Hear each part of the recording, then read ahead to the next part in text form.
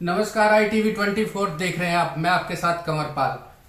कल हरियाणा सरकार ने विधानसभा में बजट पेश किया है और कहा गया है कि हर वर्ग के लिए इस बजट में सौगात है। तो इसी बजट के ऊपर हम बात करने के लिए आए हैं बलविंदर सिंह के पास, जो कि आम आदमी पार्टी के नेता हैं। अब विपक्ष इस बजट को किस दृष्टि से देखता है, ये हम जानने की कोशिश करेंगे। बलविंदर जी नमस्कार। नमस्कार जी, सभी को नमस्कार जी। तो बलविंदर जी, आपने जैसा कि देखा कि कल हरियाणा सरकार ने अपना बजट पेश किया है। 2023 जो बजट है वो पेश किया गया है और उस बजट में कहा यह जा रहा है कि हर वर्ग का ध्यान रखा गया है, हर वर्ग को ध्यान में रखकर यह बजट जो है पेश किया गया है। तो क्या कहना चाहेंगे इस बजट के बारे में आप? ऐसे था, वो तो ऐसे मालूम होता था जैसे एक कागज पे लिख के आए हैं और वो पढ़ के सुना दिया है। मैं ये कहता हूँ कि हम बचपन से सुनते आ रहे हैं, पहले कांग्रेस की सरकार थी, अब बीजेपी की सरकार आई है कि ये हमारा विकासशील देश है। ये विकसित कब होगा, उसकी तरफ इन्होंने क्या कदम बढ़ाया है मैं बताता हूँ। ये विकसित तब होगा जब हर गरीब का बच्चा पढ़ेगा, और हर गरीब का बच्चा तब पढ़ेगा जब सरकारी स्कूलों में उच्च कोटि की शिक्षा मिलेगी, और तब ये देश विकसित होगा। तो आपने शिक्षा के नाम पे इस बजट में क्या देखा है? दूसरी बात है कि जब हमारे जो बुजुर्ग हैं, बच्चे हैं, उनका स्वास्थ्य सही होगा तभी वो देश के बारे में सोच पाएंगे।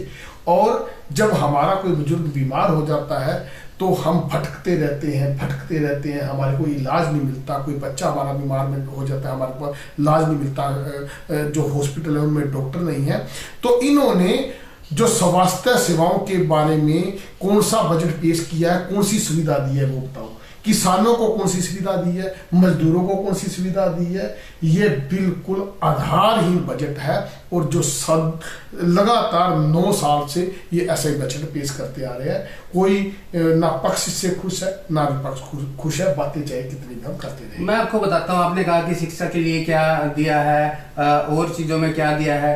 तो सबसे पहले अगर बात करें तो आम जनता के लिए जो रोडवेज की बसें चलती है उसमें लगभग 700 बसों की बढ़ोतरी इस बजट में की गई है। शिक्षा की अगर बात करें तो शिक्षा में हर ब्लॉक में प्राथमिक स्कूल खोलने की बात इस बजट में की गई है। और अगर खिलाड़ियों की बात करें तो करनाल के लिए ही, जहां हम रहते हैं, जिस विधानसभा से श्री मनोहर लाल खट्टर जो है मुख्यमंत्री है, उस क्षेत्र के लिए एक वाटर स्पोर्ट्स का जो है योजना के लिए काम किया जाएगा। तो इस बजट में हर वर्ग को देखा गया है। शायद विपक्ष की मजबूरी रहती है कि बजट को या उसमें कमी निकालना या नेगेटिव तरीके से देखना, कहीं ऐसा तो नहीं है? मैं ये कहना चाह रहा हूँ कि पहले जो स्कूल की बात कर रहे हैं, मुख्यमंत्री जी आपसे हमारी विनती है कि और स्कूल जो खोलने हैं उसके लिए हमें माफ करो। जो पुराने स्कूल हैं इन्हीं को बचा लो। एक बार जाके स्कूलों के हालात तो देखो, पत्रकार महोदय आप भी जाके हालात देख लो। स्कूलों के हालात क्या हैं? कई बच्चों के बैठने के लिए बेंच नहीं है, ऊपर हवा के लिए कोई पंखा नहीं है। यहाँ तक मेरे वार्ड में जो है 250 बच्चे थे, 2 कमरे ऊपर नीचे बैठे हैं। आप जाके हालात तो देखो। नए स्कूलों की बात करते हैं। दूसरी बात है 4000 स्कूल तो इन्होंने बनाने की बात 2021 में करी थी, अब 2023 आ गया तो ये बातें मारते हैं। इन्होंने करा कौन सा है? दूसरी बात आपने बसों की बोली है, तो बसें जो बनाई है इन्होंने, बसें तो पहले भी बहुत इन्होंने यहाँ ले रखी है, लेकिन इनकी कोई व्यवस्था तो नहीं है। कौन से रूट पे चलनी चाहिए, कौन से रूट पे नहीं चलनी चाहिए। आप जब तक कोई व्यवस्था नहीं बना पाते तब तक आप ITA चौक पे जाते हो, जब कॉलेज की छुट्टी होगी ना तो आप जाते हो ITA चौक पे देखना कि जितनी सवारियां अंदर होती है उतने बच्चे लटक के बसों पे तड़प रहे हैं, और किसी बच्चे को फ्री में सवारी नहीं करवाई जा रही, किसी बहन बेटी को फ्री में सवारी नहीं करवाई गई। उन बसों को करना क्या है जो लूट का अड्डा बना हुआ है। नगर निगम में भी इन्होंने 6 बसें चलाई थी, कहाँ चली गई? आज वो कबाड़ी में खड़ी हैं बसें, इनकी व्यवस्था ही नहीं है। तीसरी बात आपने कही है कि ये कोई वाटर के नाम पे स्पोर्ट बना रहे हैं। अरे वो सपोर्ट नया तो बनाना बड़ी दूर की बात है। पहले कर्ण लेक बना हुआ इतना बढ़िया पिकनिक केंद्र बना हुआ था हमारा, उसके क्या हालात हो गए हैं। उस पर इतने तरह जाड़ा है, कोई उसमें किश्ती नहीं है, कोई बैठ नहीं सकता, पत्ते उसमें बिखरे हुए हैं। उसकी सफाई करते आप करोड़ों रुपए 100 करोड़ रुपया लगा के कोई पार्क बनाओगे, उससे बढ़िया 2 करोड़ लगा के उसकी सफाई करा देते। बातें करते हो नए देने वाली, ये चीजें तो मैंने करनाल की बताई है। दिया क्या इन्होंने जनता को? इन्होंने छीना ही छीना है। जिस दिन से मुख्यमंत्री आए हैं तब से पोर्टल में ही सारी दुनिया को उलझा रखा है। इनको सबसे पहले गांव का सरपंच बनना चाहिए था, वहां ये एक्सपेरिमेंट करते रहते। कम से कम एक गांव का तो विनाश होता है, एक सिर्फ हम जो विनाश हो रहा है गांव तक सिमट जाता, पूरे स्टेट का विनाश ना होता। इन्होंने करा क्या है? इन्होंने बुजुर्गों को दिया क्या है? कहते हैं जी जन्म प्रमाण पत्र लाओ। अगर कोई पाकिस्तान में पैदा हुआ तो जन्म प्रमाण पत्र जाके पाकिस्तान से लाएगा। बहुत से लोग बुजुर्ग जो पुराने हैं पाकिस्तान से डाइवर्ट होके आए हैं, तो वो क्या है, इसका मतलब वो अपना इनसे पेंशन ले ही नहीं पाएंगे। दूसरी बात है जी, जो देवीलाल जी ने सबसे पहले ये पेंशन शुरू करी थी, उन्होंने बुजुर्गों के लिए शुरू करी थी, ना कि अमीर और गरीब के लिए। अब अमीर और गरीब का चक्कर कहां से आ गया? इन्होंने दुनिया को जा रखा प्रॉपर्टी आईडी के नाम पे, फैमिली आईडी के नाम पे, राशन कार्ड के नाम पे, बीपीएल के कार्ड के नाम पे, आयुष्मान के नाम पे। इनको पता है नहीं 7 साल की बेटी की ये इनकम 7 लाख रुपए कर देते। इनको पता ही नहीं अमीर कौन है गरीब कौन है। इनको सीखना चाहिए केजरीवाल से। जब भी कोई चेंज होता है, जब भी बदलाव होता है, उसमें टाइम कुछ ना कुछ लगता है। अभी आपने कहा हरियाणा सरकार लेके आई थी कि डिजिटल करेंगे सब कुछ, जैसे अभी पीपीपी को डिजिटल किया है, आधार कार्ड देख रहे हैं, राशन कार्ड को डिजिटल कर दिया है, ताकि पता रहे जो गलत हाथों में चीज जा रही है वो ना जाए। ऐसे है जब कोर्ट में कोई केस जाता है तो जिसमें थोड़ी सी शंका होती है जज उसको बरी कर देते हैं। हमारा संविधान ये कहता है कि अगर थोड़ा सा 100 गुनाहगार भले ही बच जाएं, एक बेगुनाह अंदर नहीं जाना चाहिए। इन्होंने क्या करा है? इन्होंने क्या कर रखा है कि एक भी किसी बंदे को अगर 59 साल का तो उसको पेंशन नहीं मिलनी चाहिए। इनकी ये सोच है ना।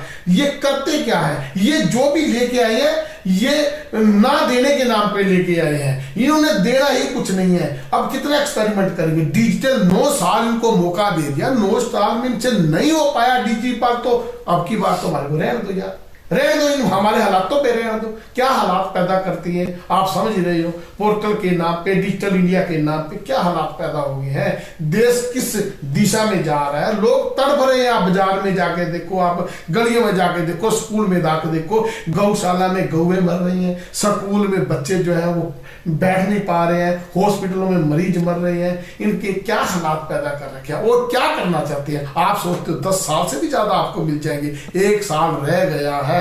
आप ये बताओ, आप अपना यहाँ से सामान समेटो, जो आपने लूटा है उसको समेटो और यहाँ से जाओ।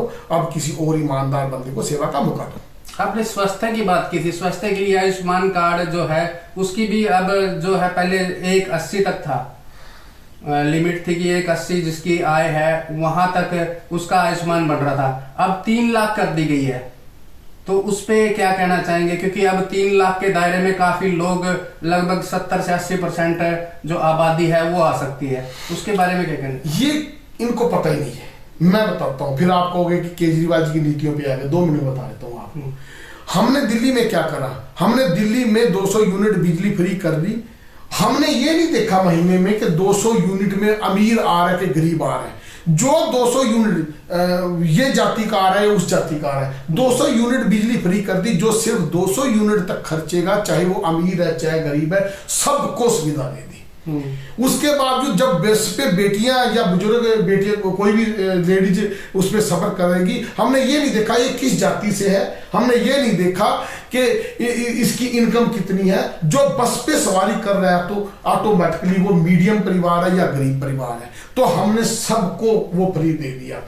हॉस्पिटल में जब इलाज करते हैं हमने ये नहीं देखा कोई अमीर है या गरीब है। हो सकता है एक उसका बंगला बना हो और बंगले के अंदर उसका बंगले से ज्यादा उसका कर्जा हो, आपने बंगला देख के पुरानी इनकम के हिसाब से उसको अमीर घोषित कर दिया, उसके घर खाने को दाने नहीं है। तो हमने वहां क्या किया है, जो इलाज दिया हर नागरिक को फ्री इलाज दिया है उच्च कोटि का। हमने जो बच्चे पढ़ाने हैं जो सरकारी स्कूल में आ गए तो उसके लिए सर्टिफिकेट की क्या जरूरत है, वो तो मीडियम है या गरीब है जो सरकारी स्कूल में आ गया, चाहे कोई भी आ गया, किसी भी जाति आपे का आ गया, हमने हर बच्चे को उच्च कोटि की वहां पे शिक्षा दे दिया।